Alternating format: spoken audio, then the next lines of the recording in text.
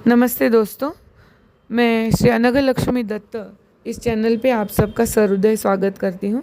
गए वीडियो में हमने देखा कि पितृदोष क्या होता है और हमें उससे क्या फ़ायदा होता है, उनके पास क्या अधिकार होते हैं और हमें क्यों श्राद्ध करना ज़रूरी है, ये सब चीज़ें हमने देखी।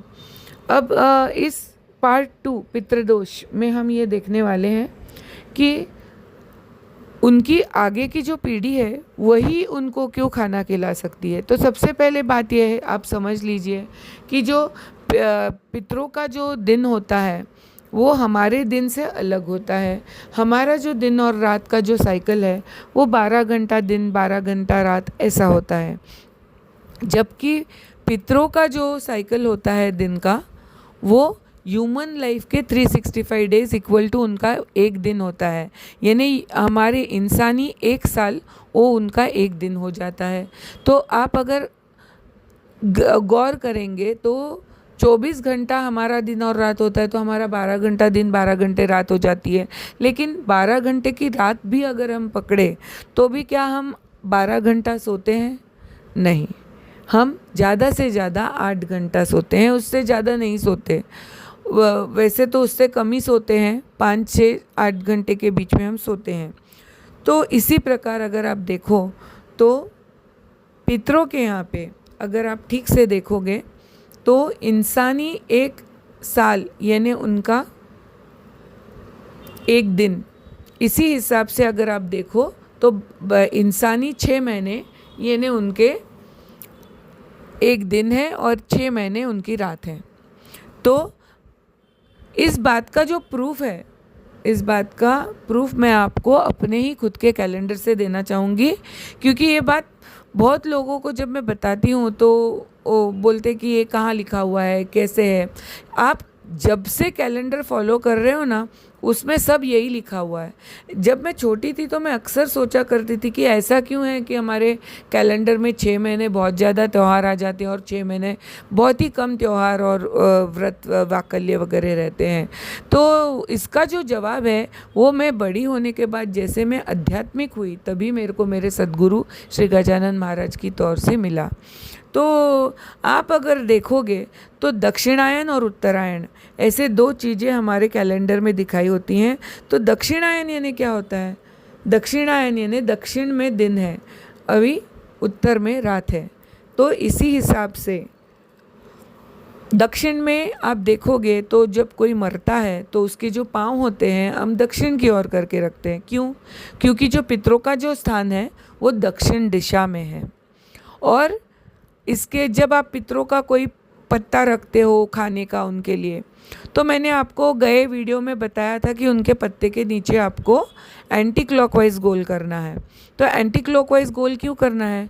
क्योंकि वो जो दक्षिण दिशा में ये जो पितरों का जो गृह स्थान है वो दक्षिण दिशा से anti clockwise round round round spiral होके नीचे जाता है।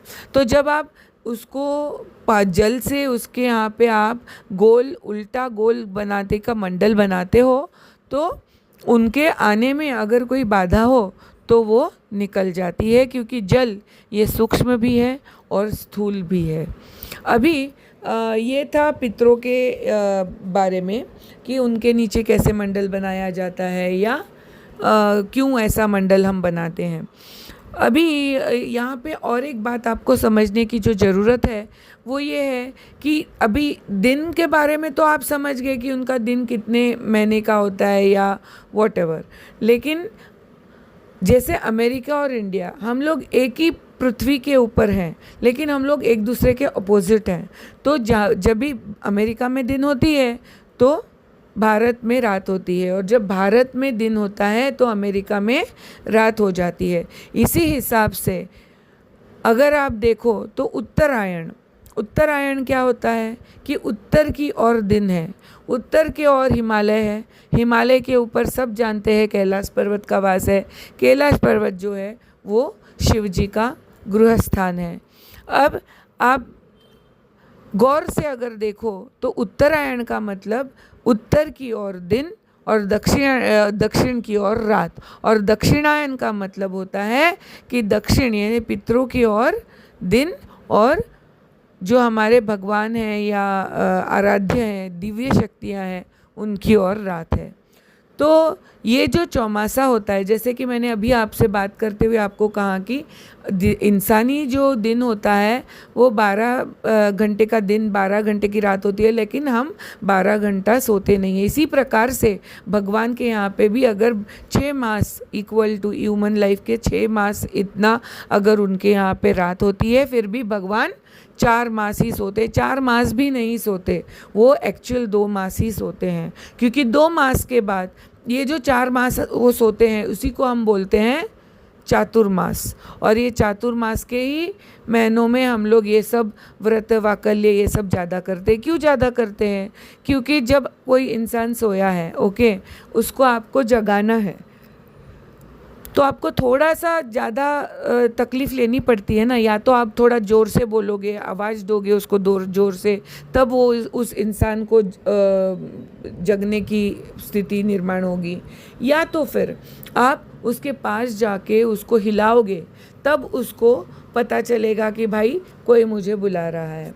तो इसी प्रकार जब भगवान के यहाँ पे रात है, अब भगवान सो रहे हैं, अब महामाया कार्यरत है, तो उस वक्त आप जितना ज़्यादा भगवान का करोगे उतना उनको आवाज़ पहुँचने की चांसेस है, वरना उनको कैसे पहुँचेगा आवाज़। इस हिसाब से हमारे जो पूर्वज थे, हमारे ऋषि मुनि थे, साधु संत थे, उन्होंने हमको ये 6 महीने में हमको ज़्यादा से ज़्यादा व्रत वाकल्य और त्यौहार और ये सब बताए हैं। अब अगर गौर से देखो तो गणेश जी, नवरात्र और कार्तिक स्वामी जी का जो भी होता है, वो सब चीज़ें ये इसी काल में आते हैं। और इसीलिए इसी काल में आते हैं वो 15 दिन जो पितरों के होते हैं, और हम पितरों के लिए अन्न पानी रखते हैं। अब एक बात यहाँ पे आप समझ लीजिए, 2 जो मेन पॉइंट है वो मैंने आपको समझा दिए। पहला पॉइंट ये कि उनका जो दिन होता है वो ह्यूमन लाइफ के 6 मंथ्स के इतना होता है, और रात जो होती है वो भी ह्यूमन लाइफ के 6 मंथ्स इतनी होती है, ओके। लेकिन ये जो चौमासा आता है, इसमें से आप अगर ठीक से अगर आप कैलेंडर देखो तो 2 महीने के बाद उधर लिखा होता है कि संतों का चौमासा समाप्त। इसका मतलब 2 मास होने के बाद, जैसे हम लोग ब्रह्म मुहूर्त पे उठते हैं 3 बजे सवेरे, ओके, तो हम लोग जब दुनिया बाकी की कब उठती है, 5 बजे उठेगी, 5 बजे के बाद में उठना शुरू करेगी। तो कोई 6 बजे उठेगा, कोई 7 बजे उठेगा, लेकिन 5 बजे के बाद उठना शुरू करेंगे। बहुत कम लोग, हाथ की उंगली पे गिनने इतने लोग हैं जो ब्रह्म मुहूर्त पे उठते हैं, लेकिन जो साधक होते हैं वो सब ब्रह्म मुहूर्त पे उठते हैं।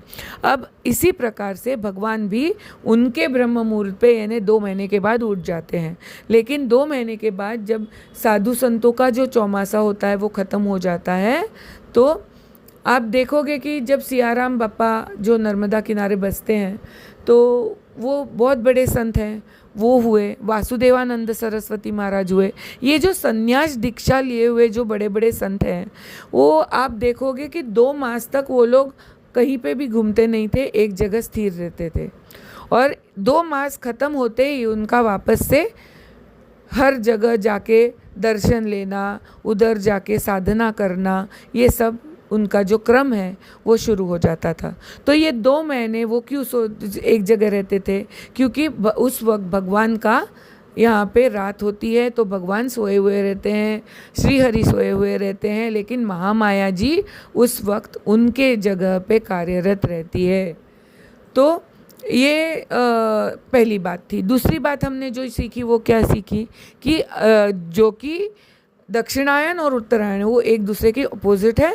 तो जब भगवान के यहाँ पे दिन होता है तो पितरों के यहाँ पे रात होती है, जब पितरों के यहाँ पे दिन होता है तो भगवान के यहाँ पे रात होती है। तो ये 2 बातें हमने यहाँ पे सीखी। भगवान का जो आप मंडल बनाते हो पत्ते के नीचे, जब आप प्रसाद चढ़ाते हो तो वो चौकोन होता है। तो ये चौकोन क्यों आप निकालते हो? वो भी इसीलिए निकालते हो कि उत्तर की दिशा में जो भगवान के यहाँ पे जाने का रास्ता है वो चौकोन के शेप में ऊपर जाता है। तो उनको अगर हमारे यहाँ पे आके खाना खाने में कोई तकलीफ़ है तो वो हम लोगों ने जल का मंडल निकालने की वजह से निकल जाती है और उनको आने में आसानी हो जाती है। अब जब पितरों का हम लोग बात कर रहे हैं तो हमने दक्षिणायन और उत्तरायण इस भाग में समझ लिया है। अब इसका श्राद्ध कर्म के साथ कैसा संबंध है और श्राद्ध कर्म के समय हमको क्या करना अपेक्षित है, किस प्रकार से हम अगर थाली रखेंगे तो वो उनको आने में आसानी होगी और वो खा पाएंगे, ये सब चीज़ें हम देखेंगे पितृदोष के भाग 3 में।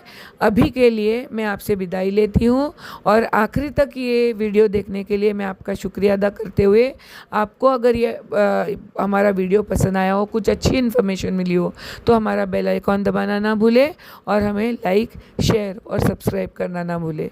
जय गजानन।